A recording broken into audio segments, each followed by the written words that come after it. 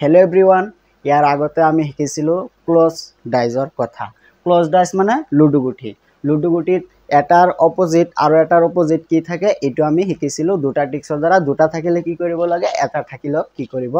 लागे। किन्तु आज आमी शिकिम ओपेन डाइज। ओपेन डाइजर कथा। ओपेन डाइज माने डाइज एटा खुली दिले हि केनेकुवा देखा जाबो आरु तार विपरीत संख्याटो की हबो। धरि लওক एटु মই आपनालोকৰ কাৰণে বনাইছো। एटु एटा क्लोज डाइज।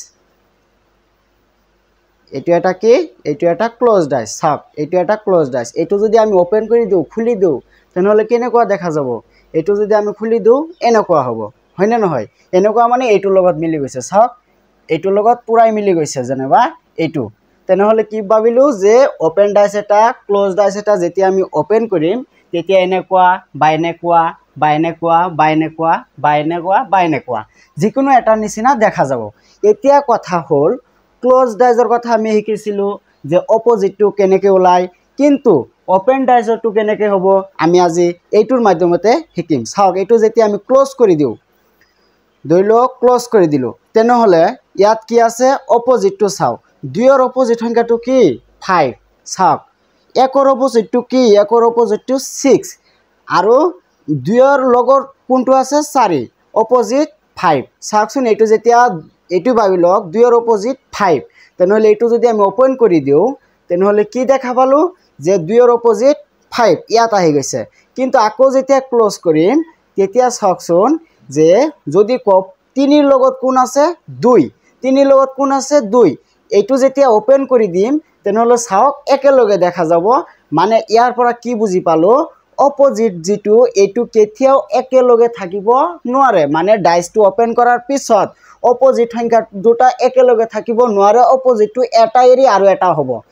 চাওক এটা এৰি আৰু এটা হ'ব। যেনেকৈ 3 ৰ অপোজিট কি আছিল 4 3 ৰ অপোজিট কি আছিল 4 এটু ওপেন কৰি দিলে চাওক 3 ৰ অপোজিট 4 মাজত এটা এৰি দিছো। ইয়াৰ পৰা বুজিলে কনসেপ্ট মানে কি বুজি পালো যে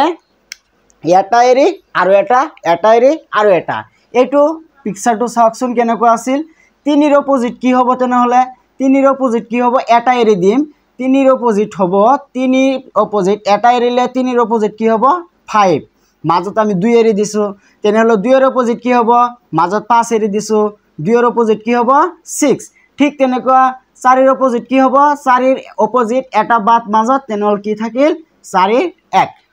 বুজিলে অপোজিট সংখ্যাটো কি কৈছো এটা এৰি আৰু এটা এৰি আৰু এটা এৰি আৰু এটা মানে মাজত এটাকে বাদ একেলগে থাকিব নোৱাৰে। ঠিক তেনেকুৱা 3 ৰ অপোজিট 4 2 হ'ব নোৱাৰে 3 ৰ অপোজিট 2 হ'ব নোৱাৰে 4 ৰ অপোজিট 2 হ'ব নোৱাৰে এটা এৰি আৰু এটা 6 ৰ অপোজিট 2 হ'ব নোৱাৰে 6 ৰ অপোজিট কি হ'ব 1 হ'ব মাজৰ এটা এৰি দিব লাগিব। এইটো কনসেপ্ট আপোনালোকে মনত ৰাখিলে এই গুটেখিনি পাৰিব। এইটো চাওক কেনে হলে অপোজিটটো কি হ'ব যে 4 ৰ অপোজিট কি হ'ব 2 4 ৰ অপোজিট 2 3 ৰ অপোজিট কি হ'ব 6 মাজত এটা এৰিম 1 ৰ অপোজিট কি হ'ব মাজত এটা বাদ কি হ'ব 1 ৰ অপোজিট কি হ'ব 5 বুজি পালে। এইটো কেনেকুৱা হ'ব 2 ৰ অপোজিট কি হ'ব 4 2 ৰ অপোজিট 4 তেনহলে 3 ৰ অপোজিট 5 3 ৰ অপোজিট 5 তেনহলে বাকি থাকিল কিমান 6 আৰু 1 এই দুটা 6 আৰু 1 6 ৰ অপোজিট 1 ঠিক তেনেকুৱা এইটো 1 ৰ অপোজিট কি হ'ব 3 1 ৰ অপোজিট 3 তেনহলে এইটো 5 ৰ অপোজিট কি হ'ব 5 ৰ অপোজিট 6 তেনহলে বাকি থাকিল কি যে 2 আৰু কি বাকি থাকিল 2 আৰু 4 চাওক এই দুটা একেলগে নাই মাজত আমি বাদ দিছোয়ে 2 আৰু কি থাকিল সৰি 2 আৰু কি থাকিল 4 অপোজিট মানে কি মাজত এটা বাদ এটা এৰি আৰু এটা এৰি আৰু এটা ঠিক তেনেকুৱা এইটো 3 ৰ অপোজিট 5 5 ৰ অপোজিট 6 2 ৰ অপোজিট কি হ'ব 1 বুজি পালে। এইটো অলপ ভালকে চাব এইকেইটাই মানে কি কৈছো যে এটা ডাইস খুলিলে বেছিভাগ ক্ষেত্ৰত মানে 99% ক্ষেত্ৰত এইকেইটাই চিত্ৰ আপোনালোকৰ পৰীক্ষাত এক্সামত আহিব পাৰে। আপোনালোকে এইকেইটা কনসেপ্ট যদি বুজি পায় তেনহলে নিশ্চয় কৰিব পাৰিব। মই পাঁচটা কৰাই দিছো এইটো চাওক এইটো অলপ উল্টা পুল্টা আছে হয়নে নহয়। চাওক যদি কও 3 ৰ ওচৰত কোন কোন আছে 3 ৰ ওচৰত 2 আছে 3 ৰ ওচৰত 5 আছে 3 এৰ ওচৰত 4 আছে মানে 3 এৰ ওচৰত 2 4 5 এই তিনিটা আছে তেনহলে 3 এৰ অপোজিট এই তিনিটাৰ ভিতৰত এটাও হ'ব নোৱাৰে বুজিলা তেনহলে 2 এৰ অপোজিট কি হ'ব 2 এৰ অপোজিট কি হ'ব 2 এৰ ওচৰত কি আছে 1 3 4 তিনিটা লাগি আছে লাগি থাকিলে নহব তেনহলে 2 এর অপোজিট কি হ'ব 5 মানে 3 এর অপোজিট কি কলো 3 এর অপোজিট 6 2 এর অপোজিট কি হল 5 তেনহলে বাকি থাকিল কি 1 এর অপোজিট কি হ'ব 4 চাওক 1 আৰু 4 লাগি থকা নাই 1 এর অপোজিট কি হল 4 1 এর অপোজিট কি হল 4 বুঝিলে এইটো পিকচার আকো চাব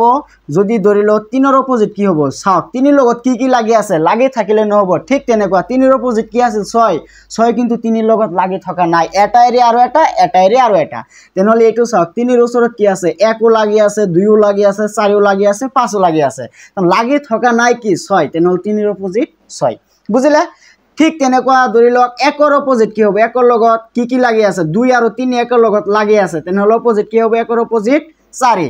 ঠিক তেনেকৈ 2 এর ওচৰত কি আছে 2 এর লগত 1 3 4 লাগি আছে তেনহলে 2 এর লগত লাগি থকা নাই কি 5 তেনহলে 2 এর অপোজিট কি হ'ব 5 কনসেপ্টটো বুজি পাইছে না নাই যদি বুজি পাইছে তেনহলে আপোনালোকৰ এই ডাইসৰ পৰা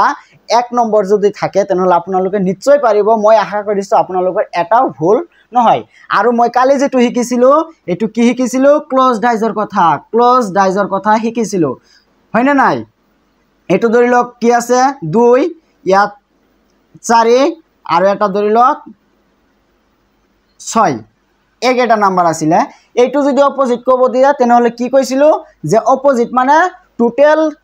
হাতৰ পৰা আমি বাদ দিম 2 এৰ অপোজিট কলে হাতৰ পৰা 2 গলে থাকিব কিমান 5 4 এৰ অপোজিট কলে হাতৰ পৰা 4 বাদ দিম 3 থাকিব